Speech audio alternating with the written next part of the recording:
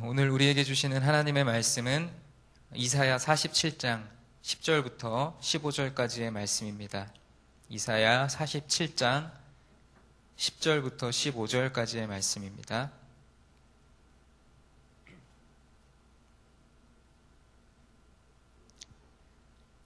이 10절부터 15절까지의 말씀 다 함께 한 목소리로 봉독하도록 하겠습니다. 내가 내 악을 의지하고 스스로 이르기를 나를 보는 자가 없다 하나니 내 지혜가 내 지식이 너를 유혹하였음이라. 내 마음에 이르기를 나뿐이라 나 외에 다른 이가 없다 하였으므로 재앙이 내게 임하리라. 그러나 내가 그 근원을 알지 못할 것이며 손해가 내게 이르리라. 그러나 이를 물리칠 능력이 없을 것이며 파멸이 호련히 내게 임하리라. 그러나 내가 알지 못할 것이니라. 이제 너는 젊어서부터 힘쓰던 주문과 많은 주술을 가지고 맞서보라. 혹시 유익을 얻을 수 있을는지, 혹시 놀라게 할 수 있을는지. 내가 많은 계략으로 말미암아 피곤하게 되었도다. 하늘을 살피는 자와 별을 보는 자와 초하룻날에 예고하는 자들에게 일어나 내게 임할 그 일에서 너를 구원하게 하여 보라. 보라, 그들은 촉에 같아서 불에 타리니 그 불꽃의 세력에서 스스로 구원하지 못할 것이라. 이 불은 덥게 할 숯불이 아니요 그 앞에 앉을 만한 불도 아니니라. 내가 같이 힘쓰던 자들이 내게 이같이 되리니 어려서부터 너와 함께 장사하던 자들이 각기 제 길로 흩어지고 너를 구원할 자가 없으리라. 아멘. 하나님이 오늘 우리에게 주시는 말씀인 줄 믿습니다. 오늘은 저는 이 본문을 가지고 성도 여러분들께 하나님의 말씀을 전하기 전에 말씀을 계속 묵상하고 또 설교를 준비하면서 제 가운데 생각났던 한 영화 한 편을 잠깐 소개하고 그리고 말씀을 계속 이어가려고 합니다. 여기 계신 성도님들 중에는 영화를 즐겨보시고 또 좋아하시는 분도 계시지만 또 그렇지 않은 분들도 계실 것입니다. 그러나 한 번쯤은 재난을 소재로 한 영화에 대한 이야기를 들어본 적은 있으실 것입니다. 재난을 소재로 한 영화들이 참 많이 있습니다. 그 중에서도 제가 인상 깊게 보았던 한 영화를 잠깐 소개하려고 합니다. 이 영화는 먼 바다에서부터 큰 해일이 몰려와서 육지를 다 삼켜버리는 그런 이야기를 소재로 한 영화였습니다. 영화가 처음 시작되는 곳은 태평양의 어느 깊은 바닷속입니다. 그곳에서 정체불명의 소리가 나기 시작했고 또 그 바다 깊은 속에 땅이 조금씩 균열을 일으키며 뭔가 조짐이 무언가 일어날 조짐을 보이기 시작합니다. 그때 마침 극지에서 해양을 연구하던 연구원들이 이상 징후를 발견하고 이제 곧 연구소와 또 나라에 그 이상 징후를 보고하게 됩니다. 처음에는 대수롭게 여기지 않다가 그 소리와 균열이 점점 더 커짐을 발견하고 아주 큰 일이 일어날 것을 짐작합니다. 이 소식을 정부의 고위 관료들에게 전했지만 그들도 역시 세상이 평온한데 웬 불길한 이야기냐, 웬 엉뚱한 소리냐 하며 그 최초 발견자인 연구원들의 이야기를 흘려듣고 맙니다. 그러나 결국 그 작은 조짐을 무시한 사람들은 큰 재난의 위협에 놓이게 됩니다. 심해에서 일어난 작은 균열이 점점 더 커져서 지진이 일어나면서 그 충격으로 인한 큰 파도가 점점 더 큰 해일이 되어 해변에 있는 작은 마을에서부터 도심에 있는 높은 빌딩까지 집어삼키게 됩니다. 그때는 후회해도 소용이 없습니다. 이미 엎질러진 물입니다. 연구원들의 간곡한 청을 무시했던 정부의 고위 관료들도 허겁지겁 도망하기 바쁩니다. 이 영화뿐만 아니라 모든 재난 영화에서 볼 수 있듯이 예고도 없이 다짜고짜 큰 재난이 닥쳐오는 법은 없습니다.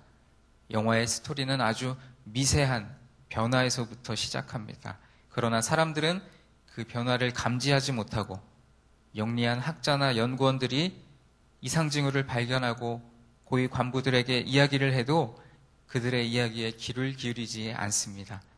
결국은 그 이상징후를 무시한 채로 재앙은, 그리고 그 재난은 점점 더 그 영화의 등장인물들의 삶의 터전을 삼켜버리게 됩니다. 오늘 본문 말씀에 등장하는 바벨론도 아주 작은 어긋남을 무시했기 때문에 결국은 큰 재앙을 당하게 된 것입니다. 이사야는 오늘 본문 말씀에서 우상 숭배자들의 주문과 주술로도 멸망해가는 바벨론을 결코 구원하지 못할 것이라고 예언하고 있습니다. 그러나 제가 소개한 영화의 이야기처럼 바벨론은 그 선지자의 예언에 귀를 기울이지 않았습니다. 이미 그들은 들을 귀가 닫혀 있었고 마음이 교만할 대로 교만해져 있었기 때문입니다. 바벨론은 그 당시 천문학적 지식이 가장 뛰어났던 곳으로 잘 알려져 있습니다. 오늘 우리가 알고 있는 것처럼 하늘의 별자리, 그 별자리를 여러 구역으로 나누는 것도 바벨론 사람들에게서부터 비롯되었습니다. 이 지식이 점성술의 미래 측정과 예고에 사용되었습니다. 어느 정도 천문학적 지식으로 가까운 미래 정도는 예측할 수 있는 능력을 가지게 된 것입니다. 그런데 이는 후에 주술과 관련된 형태로 변질되면서 주문을 외우기도 하고 또 자연을 우상으로 삼아 섬기게 되는 모습으로 변하게 됩니다. 바벨론에서 주술, 점성학, 마법 등과 같은 미신적인 학문들이 발달했지만 그것들이 하나님의 멸망 앞에서 아무런 도움이 되지 못합니다. 오히려 허황된 것에 희망을 걸고 의지하느라 더욱 지칠 뿐이었습니다. 오늘 본문 말씀 10절과 11절의 말씀을 보면 내가 악한 일에 자신만만하여 아무도 나를 감시할 자가 없다라고 바벨론이 이야기하고 있습니다. 너의 지혜와 지식이 너를 잘못된 길로 들어서게 하였고 그들의 마음속에 나보다 더 높은 이가 없다. 나뿐이라. 나 외에 다른 이가 없다. 라고 이야기할 정도로 이들은 교만해지게 된 것입니다. 불행이 닥쳐와도 그들의 점술이 그것을 막지 못할 것이라고 말씀합니다. 재난이 덮쳐도 거기에서 벗어나지 못할 것이라고 말합니다. 생각하지도 못한 파멸이 순식간에 이르게 된다고 오늘 말씀은 말하고 있는 것입니다. 바벨론은 지혜와 지식이 많았습니다. 그러나 그 지혜와 지식이 오히려 그들에게 독이 되었습니다. 그것이 우상이 되어버리고 만 것입니다. 그들은 하나님을 의지하지 않고 자신의 지혜와 지식만을 의지하였습니다. 그들은 심지어 자기 위에서 자기 자신을 보는 자가 없다고 생각할 정도로 교만해져서 나뿐이라 나 외에 다른 이가 없다라고 하고 있는 것입니다.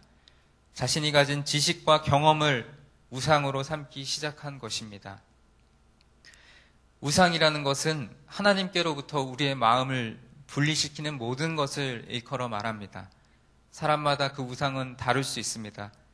하나님을 뒷전으로 밀어내고 그 자리에 재물, 권력, 그리고 쾌락 또는 인간관계 등이 자리 잡고 있다면 모두 그것들이 우상이 될 수밖에 없는 것입니다.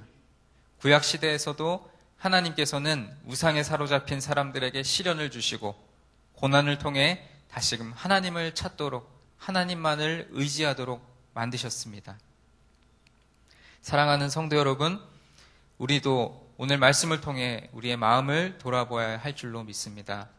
혹시 하나님을 잊고 무언가에 맹목적으로 의지하고 심지어 복종하도록 만드는 것이 있습니까? 바벨론의 우상 숭배자들이 하나님의 권능 앞에서 아무것도 하지 못하고 멸망당한 것처럼 우리가 맹종하고 맹신하는 그건 역시 위기 앞에서 우리에겐 아무것도 아님을 기억해야 할 줄로 믿습니다. 하나님은 교만한 자들에게 이미 재앙을 내리기로 결정하셨습니다.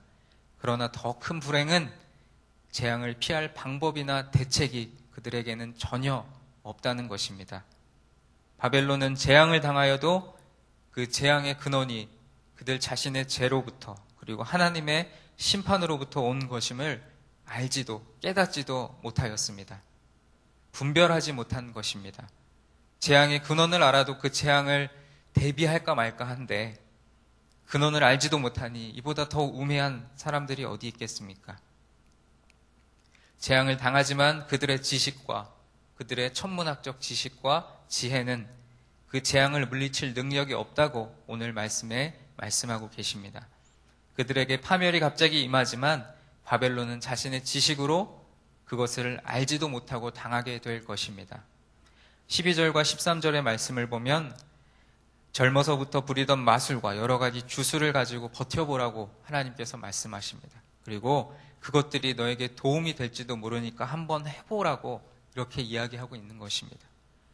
오히려 많은 조언자들 때문에 지치게 될 것이고 하늘을 살피는 자들, 별을 보고 점친다는 자들, 그리고 초하루마다 닥쳐올 일을 알려준다는 그 점성가들, 그들을 일으켜서 어디 한번 너를 구원해보라고 말씀하고 계신 것입니다. 아무리 많은 주술과 마술, 그리고 하늘의 별을 보는 점성가 등 종교적, 경제적, 정치적, 군사적으로 하나님의 심판을 결코 막을 수 없다는 것입니다.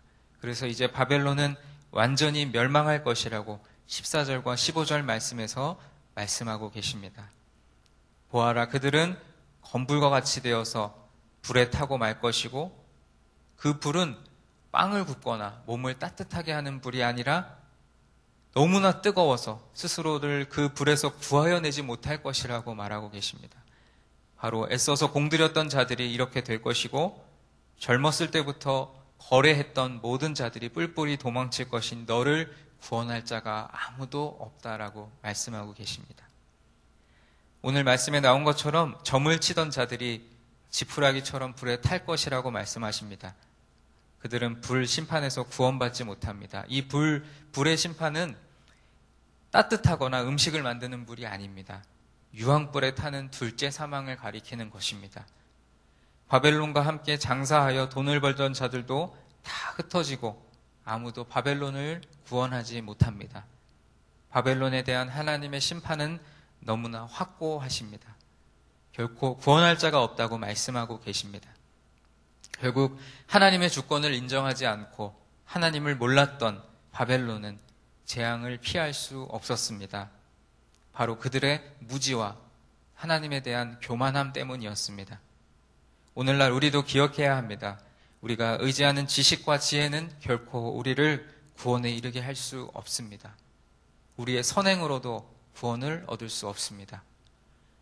우리가 하나님을 인정하고 그분께 모든 존귀와 영광을 올려드리며 나의 나된 것과 교만하고 불순종한 마음을 모두 하나님 앞에 내려놓을 때 하나님은 겸손히 낮아진 우리를 사용하시고 모든 불의로부터 우리를 구원해 주실 것이라는 믿음을 가져야 할 줄로 믿습니다.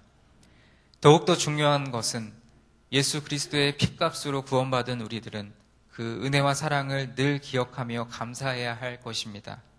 바라기는 여기에 모인 우리 모두가 오늘도 하나님께서 허락하신 인생길을 걸어갈 때 우리의 창조주이시며 구원자이신 하나님을 찬양하고 그분을 인정하며 그분이 우리에게 이미 이루신 일과 또 앞으로 우리가 걸어갈 인생길에 이루어 가실 일들을 믿고 확신하는 마음으로 또 겸손한 마음으로 그분을 높여드리는 하루가 되기를 간절히 소망합니다. 우리의 무지와 교만 때문에 하나님의 재앙, 하나님께서 내리시는 재앙에 아무런 손을 쓸 수도 없는 그런 바벨론과 같은 모습이 아니라 늘 깨어 기도하며 하나님의 음성에 귀를 기울일 줄 아는 지혜 있는 자들이 다 되시기를 주님의 이름으로 간절히 소망합니다. 함께 기도하시겠습니다. 사랑과 은혜가 충만하신 하나님 아버지, 오늘 이사야 47장 10절로 15절까지의 말씀을 통하여 하나님께서 이미 바벨론에게 재앙을 내리기로 확정하셨고 그 재앙을 바벨론이 가지고 있었던 군사적이나 정치적이나 경제적 또는 천문학적 지식으로 그 재앙을 절대 피할 수 없다고 말씀하는 그 하나님의 음성, 오늘 이 시대를 살아가는 우리들에게도 동일하게 들려서 우리가 하나님 외에 다른 것에 의지하고 또 다른 것을 사용하며 살아가고 있다면 그것 자체가, 그것이 우리를 하나님께로 나아갈 수 없게 한다는 것을 깨닫게 하시고 구원에 이르게 할 수 없음을 깨닫게 하여 주시옵소서. 우리의 무지와 교만이 하나님으로부터 우리의 마음을 분리시켜 죄인된 모습으로 살아갈 것이 아니라 우리의 마음을 돌이켜서 하나님 앞에 회개하고 내려놓고 겸손히 낮아지는 모습으로 나아갈 때에 우리를 들어 사용하시는 하나님의 그 손길을 경험하게 하여 주시옵소서.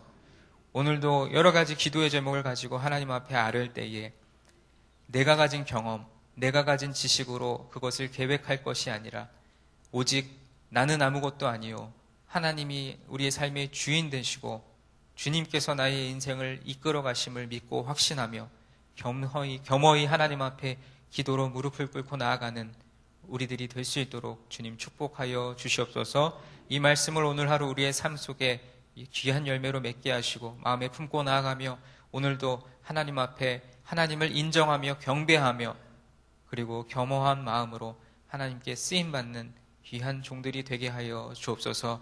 모든 것 주님께 맡겨드리며 사랑이 많으신 예수 그리스도의 이름으로 기도하옵나이다. 아멘.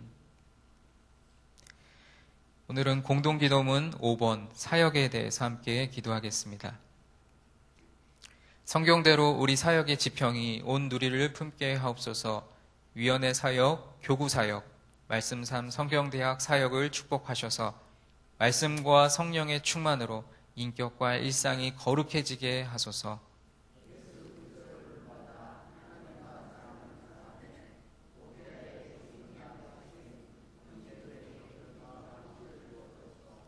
한 사람을 사랑하고 세우는 일이 사역의 근원이 되게 하시고 하나님 나라에 헌신하는 작은 모임을 거룩한 영으로 채우시며 우리 사역이 사회 변동과 역사 흐름을 이끌어가게 하옵소서. 아멘. 주기도문 하시겠습니다. 하늘에 계신 우리 아버지, 아버지의 이름을 거룩하게 하시며 아버지의 나라가 오게 하시며 아버지의 뜻이 하늘에서와 같이 땅에서도 이루어지게 하소서. 오늘 우리에게 일용할 양식을 주시고 우리가 우리에게 잘못한 사람을 용서하여 준 것 같이 우리 죄를 용서하여 주시고 우리를 시험에 빠지지 않게 하시고 악에서 구하소서. 나라와 권능과 영광이 영원히 아버지의 것입니다. 아멘. 지금 들은 말씀이 오늘 하루 우리의 삶으로 이어지게 하옵소서. 또 내일은 주일입니다. 예배를 섬기는 모든 사역자들 축복하여 주시고 특별히 주일에 말씀을 전하실 담임 목사님과 또 여러 교역자들을 성령의 능력으로 붙들어 주옵소서. 오늘 저녁 6시에 선교 찬양의 밤이 진행됩니다. 올 여름 선교를 떠나는 모든 선교 팀원들을 축복하고 격려하는 그 자리에 함께해 주시고 선교 비전을 나누는 찬양과 기도의 시간이 되게 하옵소서. 오늘부터 내일까지 진행되는 어린 사무엘 여름 성경학교가 은혜 넘치게 하시고 섬기는 목회자와 교사들을 축복하옵소서. 이외에 또 개인적으로 가지고 오신 기도 제목을 놓고 하나님 앞에 기도하시고 자유롭게 돌아가시도록 하시겠습니다. 기도하시겠습니다. 사랑과 은혜가 충만하신 하나님 아버지 참으로 감사합니다.